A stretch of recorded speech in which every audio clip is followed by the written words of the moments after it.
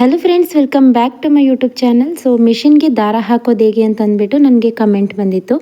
ಹಾಗಾಗಿ ಇವತ್ತು ದಾರ ಹಾಕೋದು ಹೇಗೆ ಅಂತ ನಾನು ಆಲ್ರೆಡಿ ದಾರನ ಹಾಕಿದ್ದೀನಿ.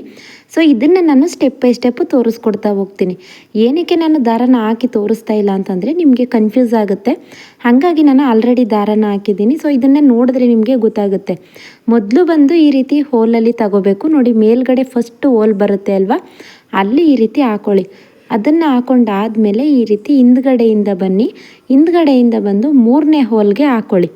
ಸೊ ಇಲ್ಲಿ ನೋಡಿ, ನಾನು ತೋರಿಸ್ತಾ ಇದ್ದೀನಿ ಅಲ್ವಾ, ಈ ರೀತಿ ಎಳೆದು ಕೂಡ ಈ ರೀತಿ ಹಾಕ್ಕೊಂಡಾದ್ಮೇಲೆ ಅಲ್ಲಿ ಒಂದು ಮೂರನೇ ಹೋಲಲ್ಲಿ ಹಾಕ್ಕೊಳ್ಳಿ. ಸೊ ಮೂರನೇ ಹೋಲಲ್ಲಿ ಹಾಕ್ಕೊಂಡಾದ್ಮೇಲೆ ನೋಡಿ, ಹೀಗೆ ಕೆಳಗಡೆ ಬರಬೇಕು ಇವಾಗ. ಸೊ ತುಂಬಾ ಈಸಿಯಾಗಿ ಹಾಕೋಬೋದು, ನಿಮಗೆ ಕಷ್ಟ ಅಂತೇನಿಲ್ಲ. ಒಂದು 2 ಸಲ ಪ್ರಾಕ್ಟೀಸ್ ಆಯಿತು ಅಂತಂದರೆ ನಿಮಗೆ ಬರುತ್ತೆ. ಸೊ ಇದನ್ನು ಈ ರೀತಿ ರೌಂಡ್ ಶೇಪಲ್ಲಿ ಕೊಟ್ಕೋಬೇಕು. ಕೆಳಗಡೆ ನೋಡಿ, ಈ ರೀತಿ ರೌಂಡ್ ಶೇಪಲ್ಲಿ ಕೊಟ್ಕೋಬೇಕು. ಹೇಗೆ ಅಂತಂದರೆ, ಎಲ್ಲಿ ಅಂತ ಹತ್ತಿರದಿಂದ ತೋರಿಸ್ತೀನಿ ನೋಡಿ. ನಾವು ಇವಾಗ ಅಲ್ಲಿ ಕೊಟ್ಟಿದ್ದಾರೆ ನೋಡಿ ವೈಟ್ ಕಲರಲ್ಲಿ. ಸೊ ಹತ್ತಿರದಿಂದ ತೋರಿಸ್ತೀನಿ. ಅಲ್ಲಿ ಬಂದು ಈ ರೀತಿ ರೌಂಡ್ ಶೇಪಲ್ಲಿ ಕೆಳಗಡೆಯಿಂದ ನೋಡಿ, ಹೀಗೆ ಅಲ್ಲಿ ವೈಟ್ ಕಲರ್ ಕಾಣಿಸ್ತಾ ಇದೆ ಅಲ್ವಾ, ಅದರೊಳಗಡೆ ಬರಬೇಕು ದಾರ ಬಂದು. ಆ ರೀತಿ ಹಾಕ್ಕೊಳ್ಳಿ. ಅದರೊಳಗಡೆಯಿಂದ ಬಂದು ನಿಮಗೆ ಮೇಲ್ಗಡೆ ಬರಬೇಕು. ಹಾಗೆ ಗೊತ್ತಾಯ್ತಲ್ವಾ.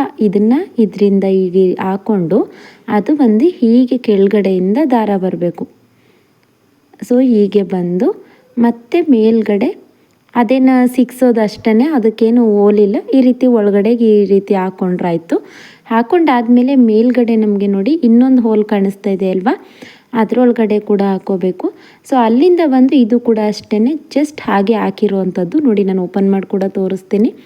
ಜಸ್ಟ್ ಹಾಗೇ ಹಾಕಿರೋವಂಥದ್ದು ಈ ರೀತಿ ಹಾಕ್ಕೊಂಡು ನೆಕ್ಸ್ಟ್ ಸೂಜಿಗೆ ಹಾಕೋದು ಅಷ್ಟೇ. ಸೊ ಸಿಂಪಲಾಗಿ ಹಾಕೋಬೋದು. ಈ ಜಾಕ್ ಮಿಷಿನ್ ಅದೆಲ್ಲ ಇರುತ್ತೆ ಅಲ್ವಾ, ಅದೆಲ್ಲ ಕಷ್ಟ ಇರುತ್ತೆ. ಸೊ ಈ ಮಿಷಿನ್ಗೆ ಸಿಂಪಲ್ಲಾಗಿ ನೀವು ಹಾಕೊಂಡು ಬಿಡ್ಬೋದು. ಅದನ್ನು ತಂದು ಸೂಜಿಗೆ ಹಾಕ್ಕೊಳ್ಳೋದು ಅಷ್ಟೇ. ಸೊ ಇವಾಗ ಬಾಬಿನ್ ಕೇಸ್ಗೆ ಹೇಗೆ ಹಾಕೋದು ಅಂತ ಕೂಡ ತೋರಿಸ್ಕೊಡ್ತೀನಿ. ಇದಾದಮೇಲೆ ಬಾಬಿನ್ ಕೇಸ್ಗೆ ದಾರಾನ ನೀವು ಹಾಕ್ಕೊಳ್ಳೋದು ಕೂಡ ನಿಮಗೆ ಗೊತ್ತಾಗಬೇಕಲ್ವ. ಸೊ ಇದರಲ್ಲಿ ನಾನು ದಾರ ಸುತ್ತೋದನ್ನು ತೋರಿಸಿಲ್ಲ, ನಿಮಗೆ ಆಲ್ರೆಡಿ ಗೊತ್ತಿರುತ್ತೆ ಅಂದ್ಕೊಳ್ತೀನಿ.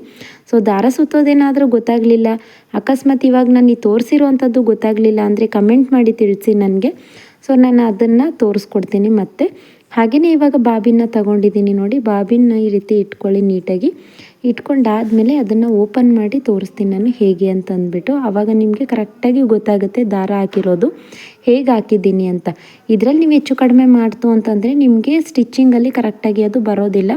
ಸೊ ಹೊಲಿಗೆ ಬಂದು ನಿಮಗೆ ಜಂಪ್ ಆಗ್ತಾ ಹೋಗುತ್ತೆ ನೋಡಿ. ಈ ರೀತಿ ಹಾಕೋಬೇಕು. ಹೇಗೆ ಇಟ್ಕೋಬೇಕು ಗೊತ್ತಾ, ಕೈಯಲ್ಲಿ ದಾರ ನಮ್ಮ ಸೈಡ್ ಈ ರೀತಿ ಇಟ್ಕೋಬೇಕು, ಕೈ ಹತ್ರ ಇಟ್ಕೋಬೇಕು. ಅದನ್ನು ಹೀಗೆ ಇಟ್ಕೊಂಡು ಬಾಬಿನ್ ಕೇಸ್ ಒಳಗಡೆ ಹೀಗೆ ಇನ್ಸರ್ಟ್ ಮಾಡಬೇಕು.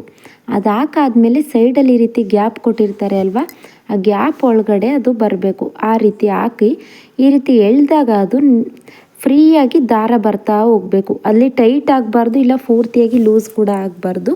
ಟೈಟ್ ಆದರೂ ಕೂಡ ನಿಮಗೆ ಹೊಲಿಗೆ ಕರೆಕ್ಟಾಗಿ ಬರೋದಿಲ್ಲ, ತುಂಬಾ ಲೂಸ್ ಆದರೂ ಕೂಡ ನಿಮಗೆ ಹೊಲಿಗೆ ಕರೆಕ್ಟಾಗಿ ಬರೋದಿಲ್ಲ. ಸೊ ಅದನ್ನು ಈ ರೀತಿ ಬಾಬಿನ್ ಕೇಸ್ನ ಇನ್ಸರ್ಟ್ ಮಾಡಿದ್ರೆ ರೆಡಿ ಆಯಿತು.